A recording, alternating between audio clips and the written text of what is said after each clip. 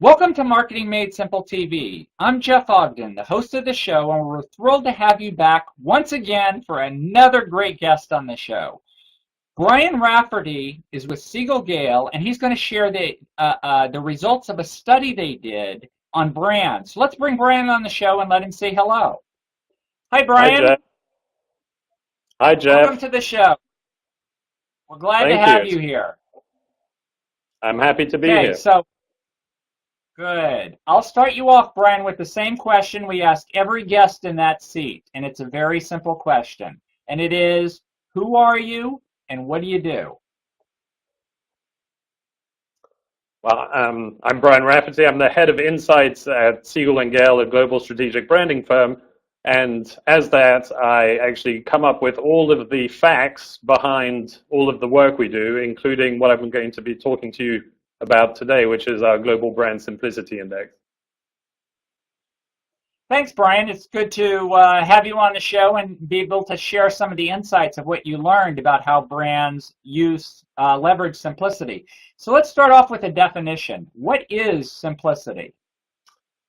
Well, for us, simplicity is really about delivering remarkably clear and unexpectedly fresh experiences. So, we believe that the brands that are the simplest are the ones that really do the best with consumers and in business.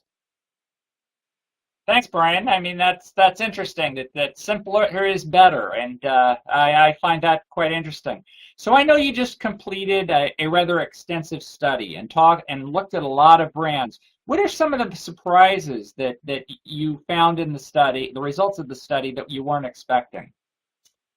Well, some of the biggest surprises, or at least the biggest surprise for me, was that Apple really didn't do so well this year. In the past, it's done very well, and we've always thought that it was one of the brands that really stood out from a simplicity standpoint.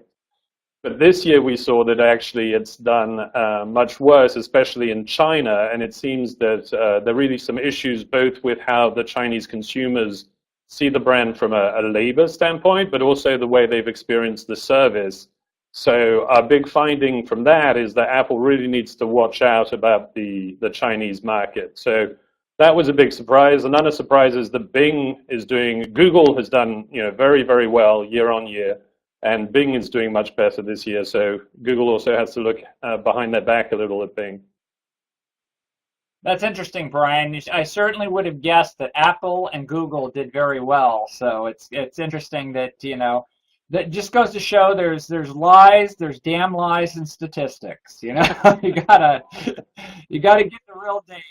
So now, one of the things which you talk about in the study is that there's a direct correlation between simplicity and innovation. What is that link? Well, so yes, I mean, we've always thought that there would be a link. And so last year, we looked at what are the simplest and most complex things that people can do in their work. And what we were surprised to find is that, well, the most complex thing that people find in their work is asking for a raise.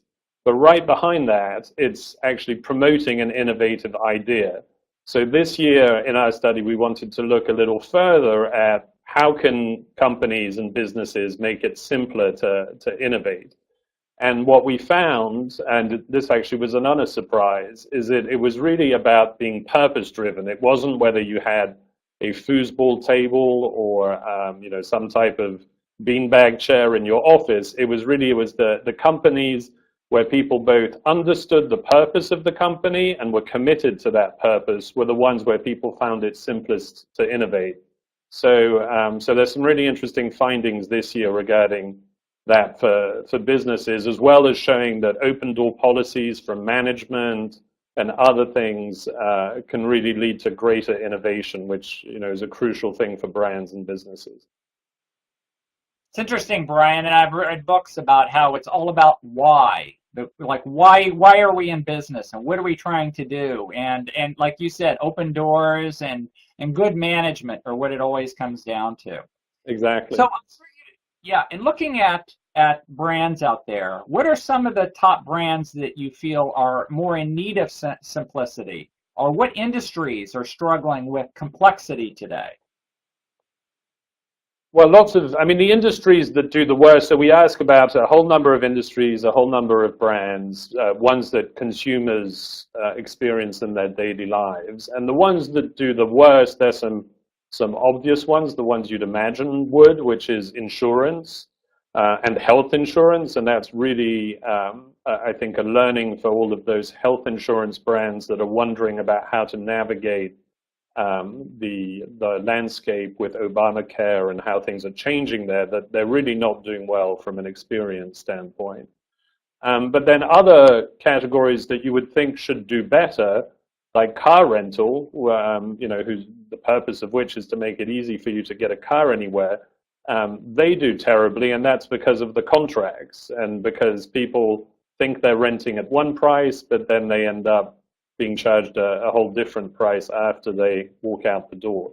And that's actually been one of my pet peeves, is I have never understood why I couldn't just agree to everything online once I was renting my car and not have to go wait in line afterwards for them to tell me about the insurance and the other options that I might have, which typically happens when you land at an airport delayed at 1 o'clock in the morning and you suddenly see a 2-hour line in front of you. That's interesting, and I have to think the whole auto industry suffers from a massive amount of sameness and complexity with a number of car brands and models, and just they all say the same thing. That's got to be another one that it can't be have done too well. How did they do in your study? Sure, yeah, no, I mean, car brands don't do particularly well. I mean, some do better than others. And what you highlighted is a real issue, which is portfolios, how people make choices. I think that is one of the issues that car brands have, is there's so many models, it's so hard to navigate. One of the things we found with the brands that do best, like Trader Joe's or Amazon, it's really about making it easy for people to choose what they're looking for. And Trader Joe's has made a point of having a limited amount of selection and having just the right amount of selection for people. So that's something that lots of the industries that don't do so well could learn from, which is also what Steve Jobs did when he took over Apple again, which is to make sure there are not too many products out there, and proliferation of options is not what people want. It's good. And one of the things I want to just ask about too, Brian Solis, who is a thought leader, he talks a lot about the need to focus on experience and how people experience your products. And I would think there's a direct correlation between simplicity and having an enjoyable experience. What is your thought on that? Completely. I mean, it is all about experience. I mean, in our index, we actually look at both people who are users of brands, so they're ones who really have, the true experience, and then people who are familiar with brands but not users who've seen the communications. But we actually overweight the scores of the users, of the people who have the experience, because it really should be about giving people that seamless and enjoyable experience, and those are the brands that do best, are the ones that deliver that. But more importantly, they're also the brands that deliver on what they promise. I mean, that's one of the findings we saw from the #1 brand, Aldi, which is a very discounted supermarket chain that's actually now moved into the US, but has been one of the big ones in Europe, that's lowest price and really delivers on that, when Ryanair, which is the worst brand in the study, as you'll see on our charts of top 10 and bottom 10, is the one that delivers not just cheap, not really cheap price, it promises cheap price, but by the time you've gone through the whole experience and you've had a whole bunch of surcharges, it's no longer as cheap as what they promised you, and that's why people don't find it simple. So that's great, Brian. And let's talk a little bit more about that chart you just showed of the top 10 and the bottom 10 in simplicity. And what are the lessons that we can take away from that chart? Well, so the first lesson is to deliver on what you promise. Don't promise something and then think that the promise is enough and that you don't need to deliver it in the experience. The other one is really to make simplicity a core to what the brand and the company stands for and does, and that's what Amazon and Google and others have done. It's not just about simpler communications. It's really about thinking about the customer and the experience and trying to remove anything that's not needed and anything that gets in the way of people having the most amazing experience. And then for the ones at the bottom, it's the reverse of that. And they're really the ones that stand to gain the most, because if you think of car rental, lots of them are at the bottom because the experience is uniformly the same from a negative standpoint, and the same thing from the point of view of insurance. No one's having the courage to really go out there and do something different. I mean, in car rental in the US, Zipcar is, they were not in our study because they're not one of the biggest brands out there yet. But I think their business success shows that there can be some real opportunities, and some of those brands that have been around for a long time should really think about this and use it as a way to differentiate, especially when they're in these commoditized categories.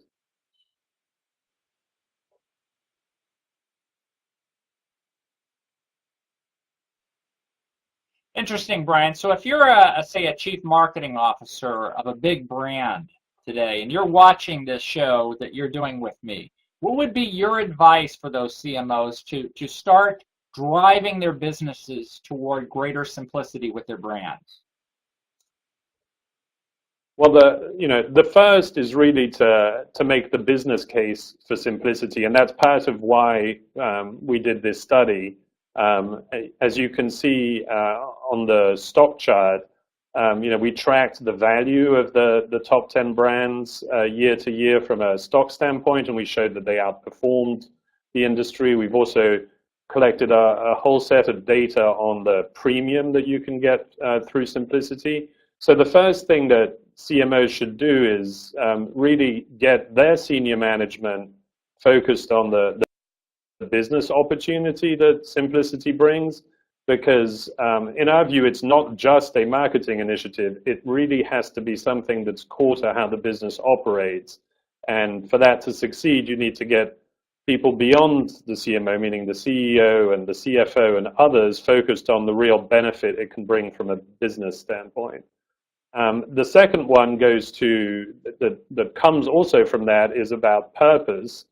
Showing that purpose drives innovation means that every brand and every CMO should really think about, have they well articulated the purpose for their brand, and have they gotten everyone in the company to buy into this and feel that this is core to what everyone does from a work standpoint, because that's what will drive greater innovation and also make their job easier. So I think for CMOs, the first thing is really about extending their role through simplicity into being this very crucial role to the organization that goes beyond marketing, but really to the ethos of how people work. The second one is looking at what we've called unheralded touch points, things like contracts and lots of the touch points that businesses and brands have with consumers that they seem to not think about because they think of them as legal or financial obligation, and don't realize that in some ways that's potentially the place where they're having the greatest impact from a perception standpoint, much more so than any advertising.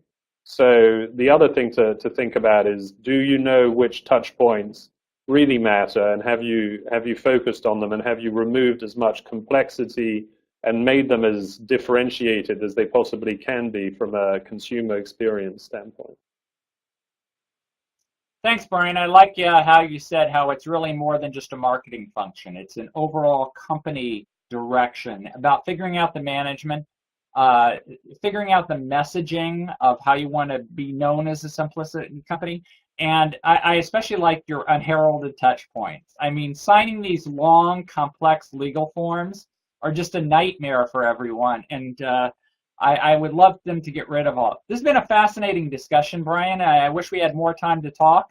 But just answer me this. If people want to learn more about Siegel-Gale, the study, and you in particular, Brian, where can they go to get more information? We published the study as a microsite, so you can go to that web address. And then we are also talking a lot about it via Twitter and other social media platforms under the hashtag SimplicityPays. So be sure to look that up, and then hopefully you will see not only our point of view, but the point of view of many others as to how to derive value from simplicity. I want to thank Brian for being a great guest, Brian Rafferty of Siegel-Gale for being a great guest on the show. As you watch the show, please tweet about it using the hashtag SimplicityPays. That's a very important thing here. The link to the microsite is right up here. So click on it and go directly to learn more about this issue. So Marketing Made Simple TV premieres every Thursday at noon Eastern, 9 a.m. Pacific. Before we go, we want to thank our sponsors. Avatage is a great content marketing company up in the Boston area. Digital Ethos is education. Social Media Club Long Island, there actually are now. Communication Strategy Group is brand telling and PR. We have Social Ribbit. I'm sorry, their logo's not there, but it's socialribbit.com, social marketing company. And lastly, Watchitoo provides this great platform we use for a TV on the web show. So again, Marketing Made Simple TV premieres every Thursday at noon Eastern. So till next time, we'll see you again on Marketing Made Simple TV.